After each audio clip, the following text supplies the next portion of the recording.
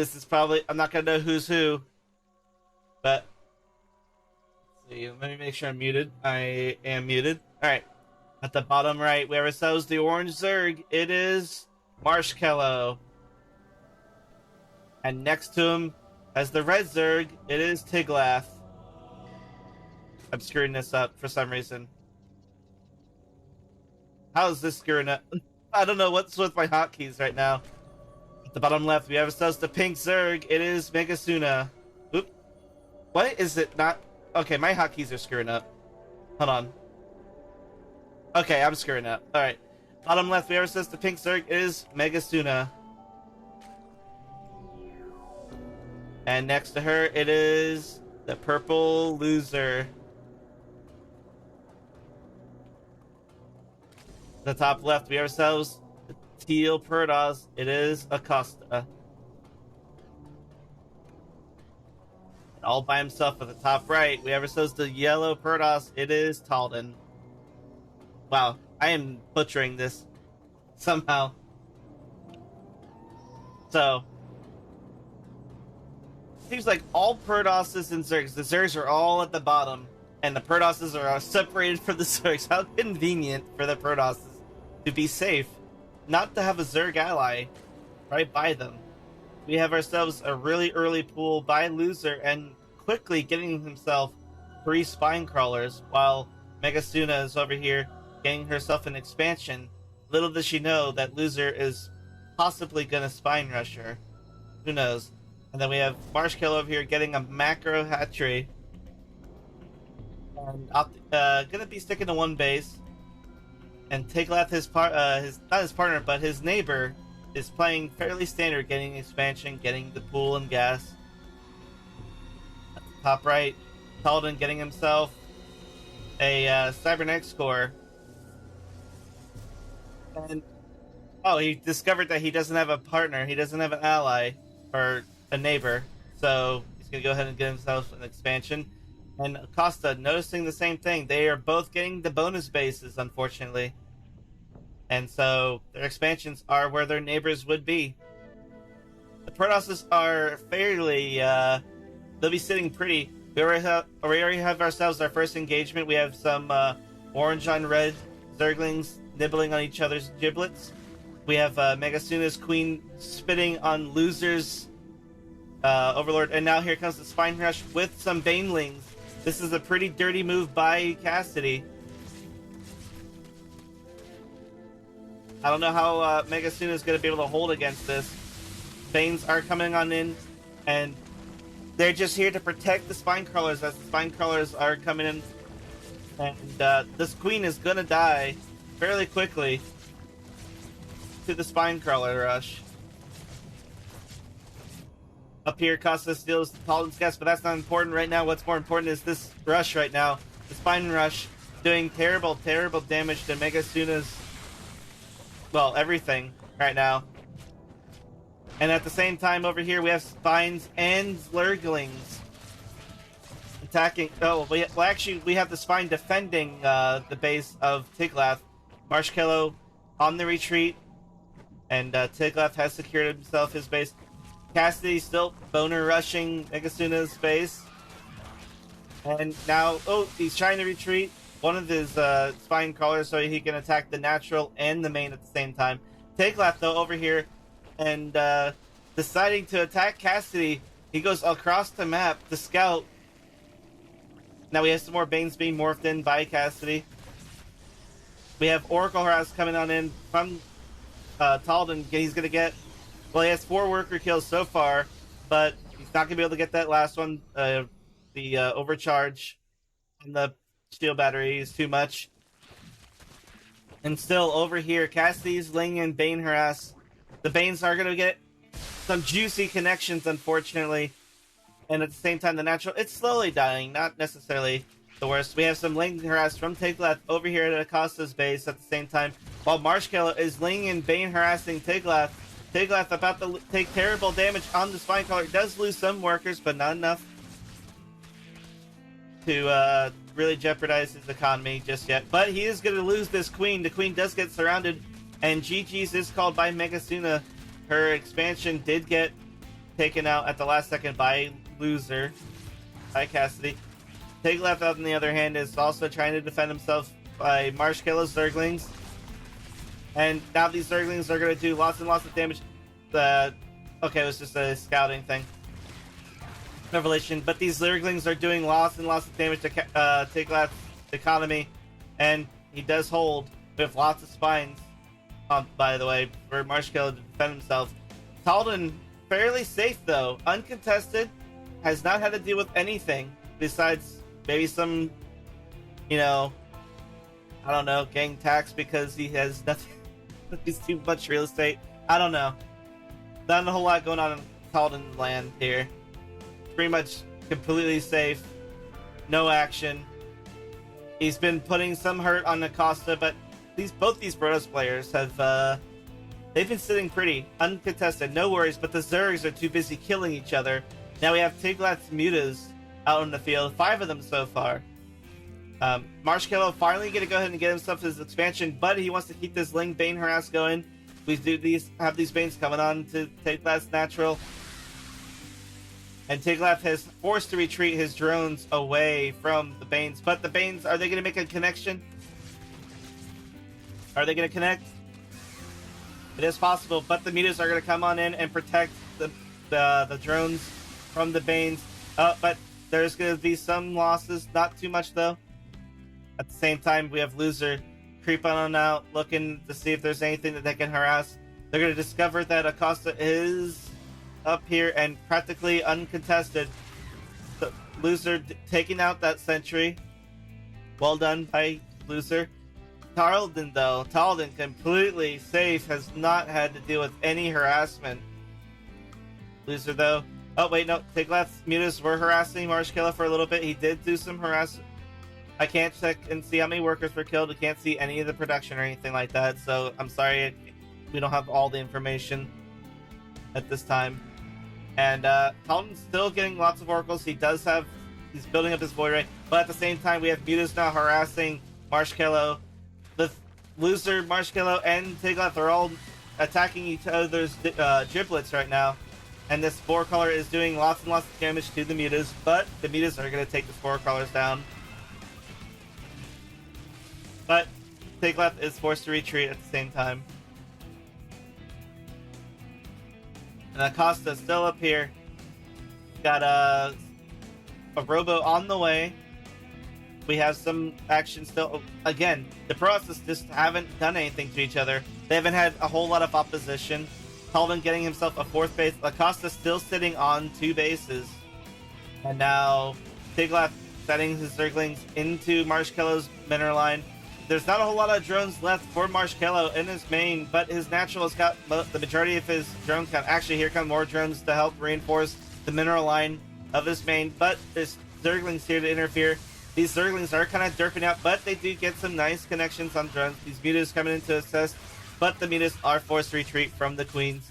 And this Roach is actually doing it's doing God's work, protecting the mineral line, protecting the queens. Well done by MarshKallow. Loser, though, we haven't looked at his neck of the world, his neck of the woods in a while, and he does have himself 3 bases. He did claim Megasuna's old natural. Muta's over here harassing the Spine Crawler. Cassidy, I don't know what he's going for. We see Roachhorn with 1-1 on the way. Mutas are harassing, trying to take down these Spore Crawlers. And, yeah. Tiglath is, he's pretty much stuck on 2 bases because he's got this neighbor that he's got to deal with. Cassidy's on 3, Taldan's on 4, Acosta's on 2, and Acosta hasn't had a whole lot of opposition, unfortunately. But here we go. Actually, we're going to see some action now. Acosta's setting a Warp Prism, kind of scouting. I think he may have mistaken that for an observer. No, here we go. And we have 4 Zealots warping in to attack Taldan's mineral line. And well, they're going to meet a cannon as their opposition, but these Zealots, they're going to attack the cannon, and not a whole lot, I don't think, is going to go on over here. 1 Zealot attacking the cannon at a time, the other 2 are kind of derping out. The cannon actually does go down, but now we have Zealot on Zealot action, and yeah, Acosta's Zealots were cleaned out fairly quickly. Mutas are forced to retreat. The Spore Crawlers, MarshKallow is doing a fantastic job at defending against the onslaught of Tiglath over here. And now Cassidy's sitting on 4 bases. We have our second player who's finally reached the 4th base. They've reached the golden age. But speaking of golden, here comes the golden armada by Taldan. We have some that was really well done. That Stasis Ward does make a connection on the Zerglings. And now we have Voidray Carrier just decimating Tiglath's base, decimating his army. But we do have some microbattles. The mutants are getting melted fairly quickly, and Tiglath calls GG. Well played by Tiglath. Thanks for participating. And at the same time, Taldan did attack Cassidy's his 4th base, one of his bases. It's natural, whichever one you want to call it. It really doesn't matter. He did take out a Cassidy base. Tiglath is finally defeated. So MarshKallow, if he were to finally decide to get himself a 3rd and 4th, he could do that. But Taldan might be wanting to take the Tiglath's old bases as for his own. He may want to claim it. And now Cassidy, he is taking a little bit of hurt from Taldan. He may want to get himself built up and get ready to defend himself against Taldan here. It is possible that Taldan could go after Cassidy next. Acosta finally getting this up to his 3rd base. He does have a pretty sizable force, but he would have to defend against the Golden Armada over here, which is made up of a lot of carriers. And I don't know if Acosta can defend against carriers at the moment. We have MarshKallow over here. He's spreading the creep, spreading the poop creamers. He does have a decent queen size, but I don't know if MarshKallow can defend against this army. He doesn't really have a whole lot that can defend. And Cassidy coming in here putting a little bit of pain on MarshKallow, but looks like Cassidy might be actually going to... Actually, I'm not sure what Cassidy plans on doing. I want to say he's going to go after Taldan, but Taldan is going to go ahead and continue clearing out Tiglath's old base. Stasis Ward does land, does make 2 connections.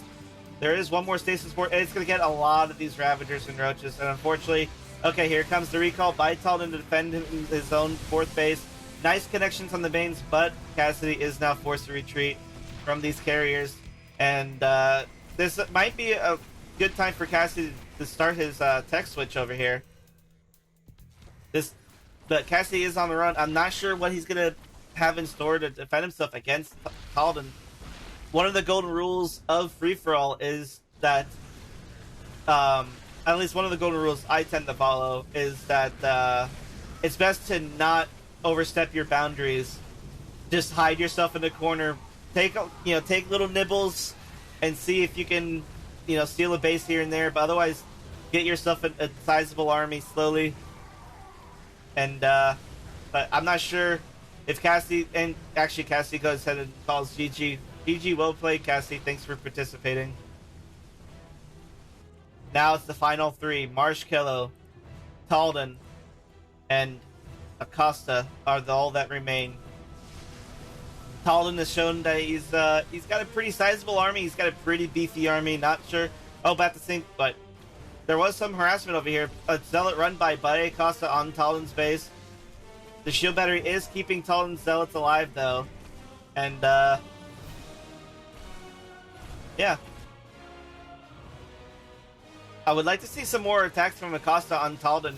Taldan's been sitting fairly pretty. He's got himself a 5th base. He's getting himself a 6th base. Taldan just cleared out the last of Cassidy's structures. Actually, at his main, not his other expansions that he yoinked. Those Stasis Wards were nasty. They were. They got all your Ravagers. Almost all your Ravagers.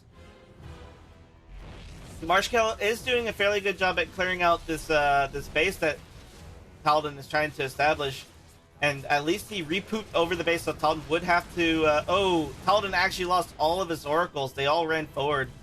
Because this Voidray Carrier army accidentally was focusing on Cassidy's stuff. And now Taldan is bringing the pain to MarshKallow over here. MarshKallow does not have the Hydra count he needs to defend against this, unfortunately. He does have a decent Queen count and some spores, but it's still not enough to defend against the amount of carriers and Void Rays Taldan's brought with them. And Acosta is getting himself a 4th base in the meantime, but it may be a PvP finale here very soon. MarshKallow is brought back to 1 base. He is forced back to being a 1 base Zerg. Not sure. Taldan is kind of just sitting there waiting. Not sure what he's planning. His 6th base is reestablished.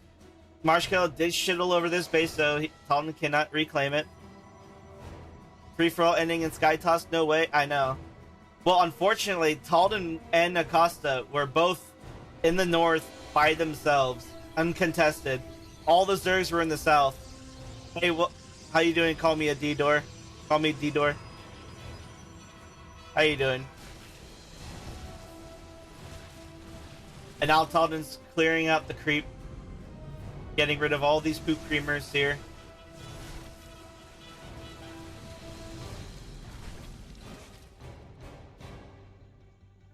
And Acosta does, his army mainly consists of, actually it's a nice combination of Zealot Stalkers, High Templars, Archons, and a Warp Prism, but I don't know how that really is going to fare against the Sky Toss. MarshKallow over here, he's fortifying his base with a lot of Spore Crawlers. Taldan's kind of giving him the time to set up, but here we go. Void Rays melting the Spore Crawlers fairly quickly. Interceptors decimating everything. And there's really not a whole lot MarshKallow can do here. There's just way too many Interceptors. And now we have Acosta going down to the bottom right. Oh, their armies are going to collide. Acosta versus Taldan. Sky Toss versus Ground Toss. And I think there's a clear victor here, unfortunately, for Acosta. The Sky Toss is superior. Zealots do not jump up, nor do High Templars, as they do. He does land 1 storm on the carriers, but was just a little tickle on the carrier testicles. And carriers are going to clean up all these Zealots here. We do have Taldan's Zealots running across, running around, doing whatever the hell they want to do. MarshKallow is still in this, though. He is holding on for dear life. He does not have a whole lot of minerals at his disposal. And Taldan now doing a run-by on Acosta's 4th base. These charge lots are doing terrible, terrible damage to these Stalkers. All the Stalkers do. Thanks for watching. Really hope you enjoyed that video just now. If you wouldn't mind clicking that like, subscribe, and the bell notification down below, really appreciate it. Also, be sure to follow me on my Twitter and Twitch.